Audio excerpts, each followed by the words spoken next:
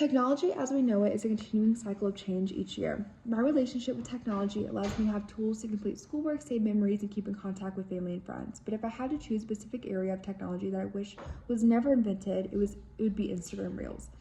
The endless scrolling, strained eyes, and sore thumbs is an ongoing cycle of what these platforms cause. There is an infinite amount of videos specifically designed for each viewer. At first glance, one would think how great it is to have access to videos based on likes and dislikes. By having this algorithm, all the viewers have to do is keep scrolling. There is no next page, there is no typing. In deeper thought, these platforms are collecting data based on the amount of time we spend watching a video. What we share and how we interact is all combined into these factors of recommendations, autoplay, and notifications. It becomes an attention trap, but not used to inform or connect you to keep you scrolling. Looking back at the start of technology, such as Instagram, it was a lot simpler. In the early years, you would see suggestions for friends, people that you knew or had interacted with before. There were boundaries and there was an end to scrolling, unlike now.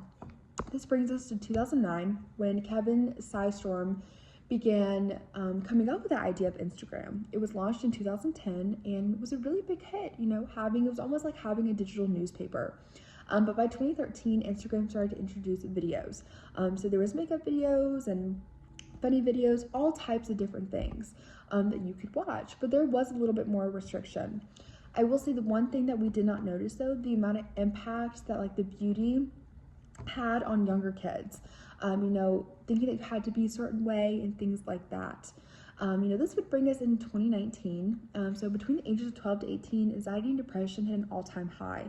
And this is really due to the fact of influencers, how they impacted their viewers, especially the younger kids. If you weren't wearing a certain type of clothes, or if you weren't, keeping up with the trends, you just simply were not good enough. And that kind of went on even in today. So in 2025 was a huge turning point for not Instagram. Not only was it promoting these body issues, but we were seeing a lot more violence. And then you'd have people act out on these violence. So, whatever it was. And then also too, the AI features that are involved now.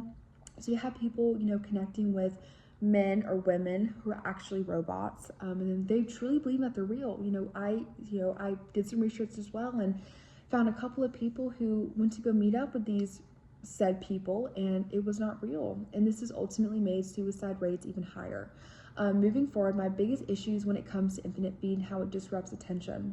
Instagram is designed to take away from attention as much as possible. There are no breaks between the videos or signs of being all caught up on the newest feed. Instead, people are spending anywhere between 6+ hours daily scrolling, as they're losing track of time. When your mind is being filled with this amount of different videos, there is no real decision of stopping because the next video is one swipe away. It's super convenient and easy. I find myself guilty all the time. I will sit on Instagram for a little bit just to kill some time. Before I know it, 20-30 minutes have gone by. And that's, time I could have been doing something productive, as I feel most people would believe as well. Though there are many consequences to the overusage of social media, the one that I keep thinking is the difference of context and meaning. You see friends and family posting milestones, engagements, pregnancies, and those types of things. Then you see memes and fail videos. So, and also too, breaking news and those violent videos again, combined into one feed. The mixing of these two make it more difficult to retain information, but also be able to decide between the feelings that you're seeing that quickly. The hardest and most significant part of all this comes to the fact that you can't control what you're seeing. You may feel like you are because you're looking at, a certain video, but in reality, the feed has already selected these videos for you. It continues to prey on you every single time you go into these apps.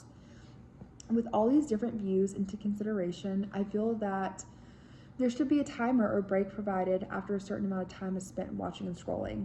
Imagine if a user had say over what they're being shown. It would feel more inclusive rather than a trap or just endless scrolling. In the end, technology is not only going to continue to advance and evolve, it really comes down to the fact that how it's going to affect your life and behaviors. I don't believe these apps take your attention span away. We allow it to. It's part of our daily lives now and routines. If I could somehow go back in time and reshape these platforms, I would definitely look into creating connections and bring that sense of belonging back that we once had, but it's completely now lost as our brains are just so deep into social media. Thank you.